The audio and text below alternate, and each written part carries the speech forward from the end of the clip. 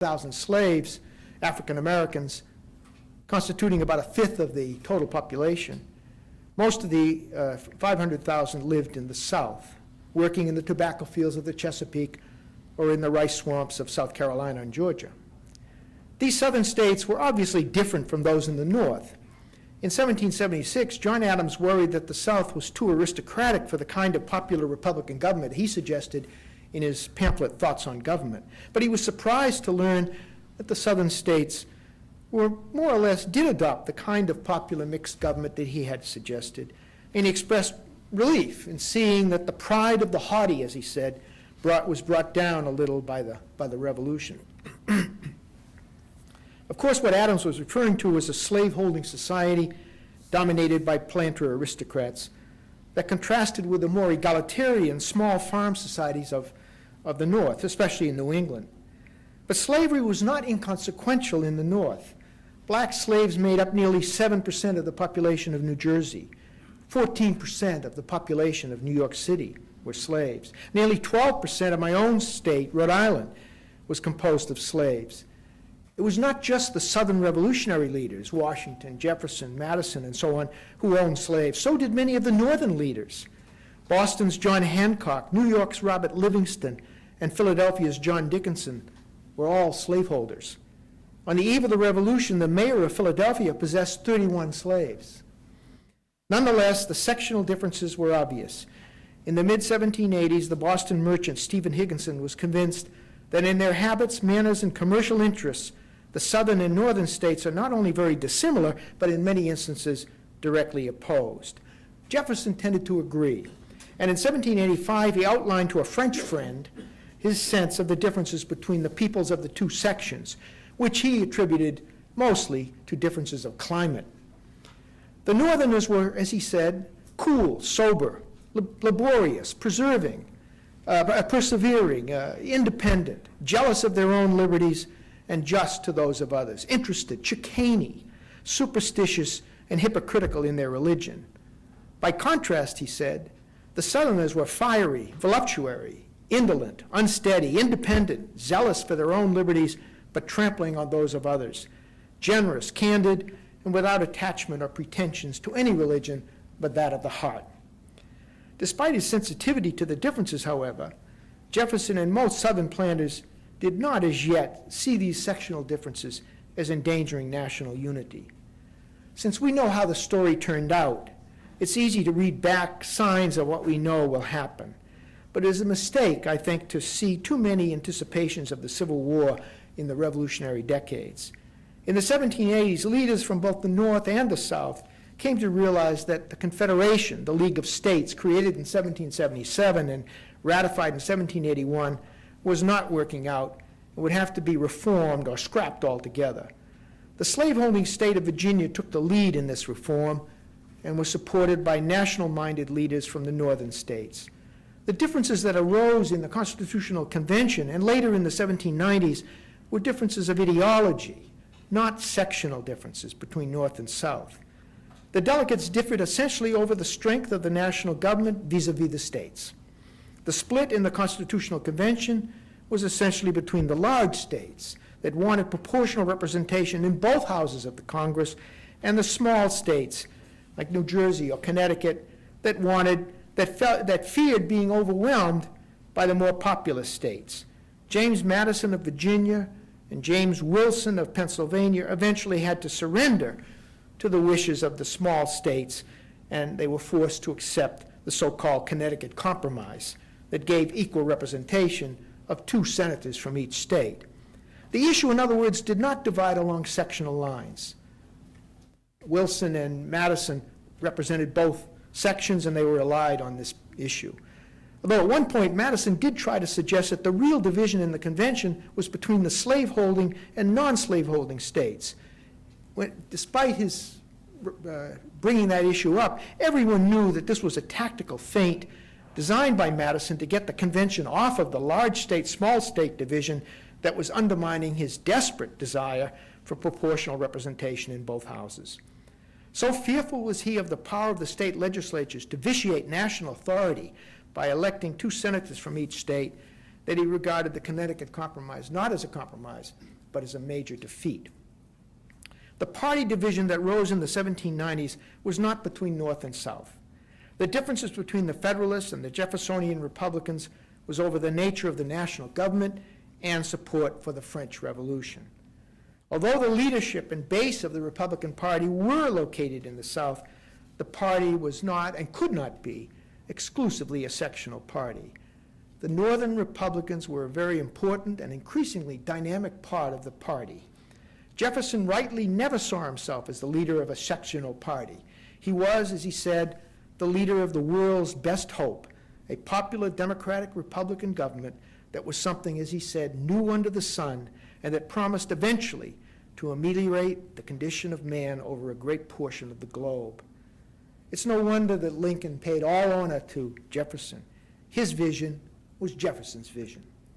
Still, there was the serpent of slavery lurking in this Arcadian garden of yeoman farmers that threatened to destroy the revolutionary leader's dream of a great democratic Republican society. At the outset, these leaders were well aware of this serpent. They knew from the beginning, right from the beginning, that slavery was incompatible with the ideals of the Revolution. Indeed, it was the Revolution that made slavery a problem for Americans. Before the mid-18th century, most Americans, like the world for thousands of years, largely took slavery for granted as the lowest and most degraded status in a hierarchical world of various degrees of unfreedom and dependency. And few colonists bothered to criticize it prior to the middle of the 18th century.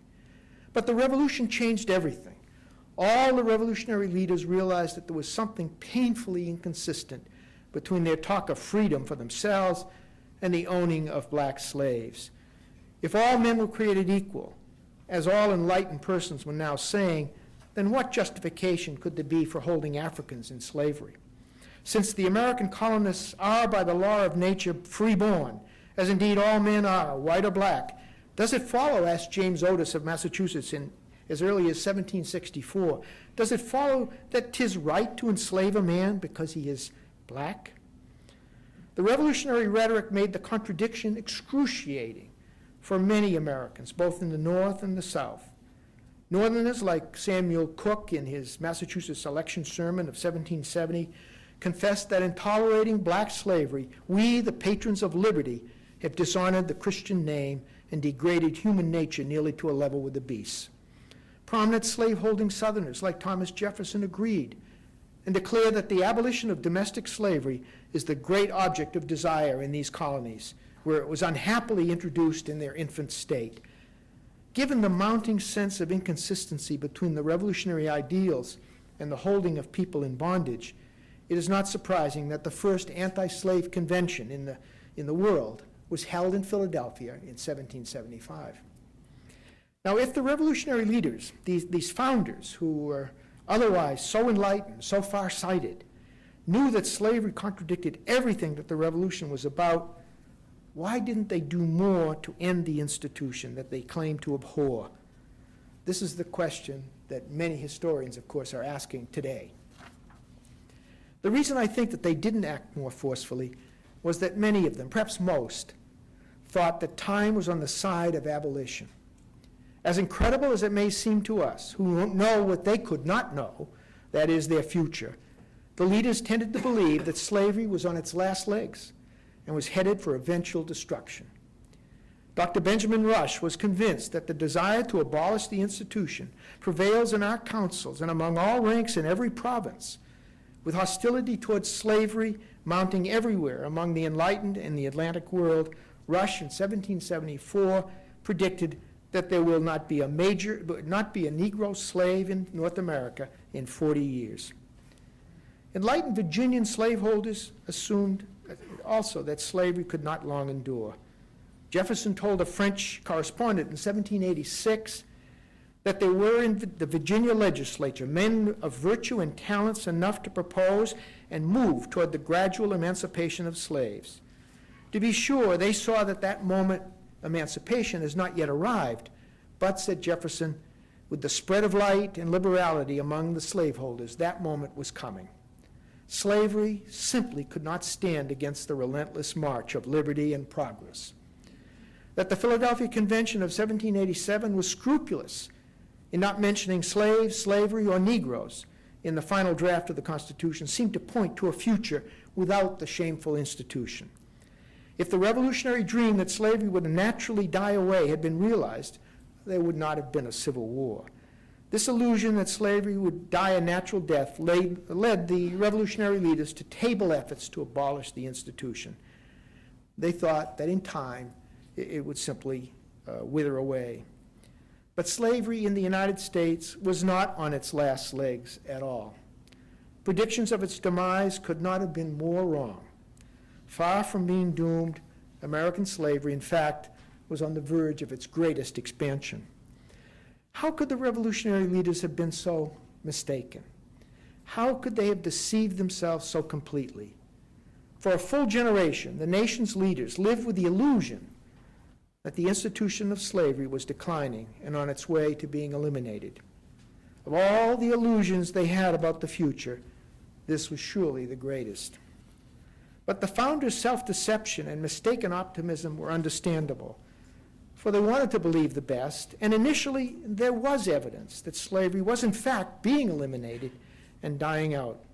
The northern states, where slavery, as I mentioned, was not inconsequential, although not deeply involved in rooted in the economy, these northerners began immediately to attack the institution, and by 1804, every northern state had provided for the eventual end of slavery. Now, the South, where slavery was much more deeply entrenched in the economy, that South was slower to act. But even in the South, there were encouraging signs of movement against the institution, especially in Virginia. Now, Virginia was no ordinary state. It was by far the most populous state. Indeed, by itself, it made up a fifth of the population of the nation. It was as well the largest state in territory. It was the richest state. So it's not surprising that 4 out of the first 5 presidents were Virginians, and that the working model for the Constitution, for drawing up the Constitution in the Philadelphia Convention, was the Virginia Plan. During the first few decades of the new republic, Virginia dominated the nation as no state ever has since. As Virginia went, so went the nation. There were signs in the 1770s and 80s that Virginia was trying to do something about slavery. If Virginia could abolish slavery, it was assumed, then the rest of the South would surely follow. In Virginia, the harsh black codes of the early 18th century had fallen into neglect, and by the time of the Revolution, fraternization between whites and black slaves had become much more common, both in supporting events and in religion. The growing of wheat instead of tobacco, which was occurring in Virginia, was changing the nature of slavery in the Upper South. And many of the planters now called themselves farmers and began hiring out their slaves, suggesting to some that slavery might eventually be replaced by wage labor. Some Virginians, including George Washington, did not even think of their state as Southern. In the late 1780s, Washington regarded Virginia as one of the middle states, he said, referring to South Carolina and Georgia as the Southern states. Other evidence from the Upper South seemed to reinforce the idea that slavery was on its way to natural extinction. What could be a more conspicuous endorsement of the anti-slave cause than having the College of William and Mary in 1791 confer an honorary degree on the celebrated British abolitionist Granville Sharp, the most celebrated abolitionist at the time. That there were more anti-slave societies created in the South than in the North was bound to make people feel that the South was moving in the same direction of gradual emancipation as the North. In Virginia and Maryland, some of these anti-slave societies brought freedom suits in the state courts that led to some piecemeal emancipation. These suits may not seem meaningful by modern standards, but by the standards of the 18th century, they were significant. If the slaves could demonstrate that they had maternal Indian or white ancestors, even just one, they could be freed, and hearsay evidence was good enough to convince the courts. Whole families, recalled one sympathetic observer, were often liberated by a single verdict, the fate of one relative deciding the fate of many. By 1796, nearly 30 freedom suits were pending in Virginia courts, and by the 1790s, the free black population in the Upper South had increased to over 30,000. By 1810, the free blacks in the area numbered over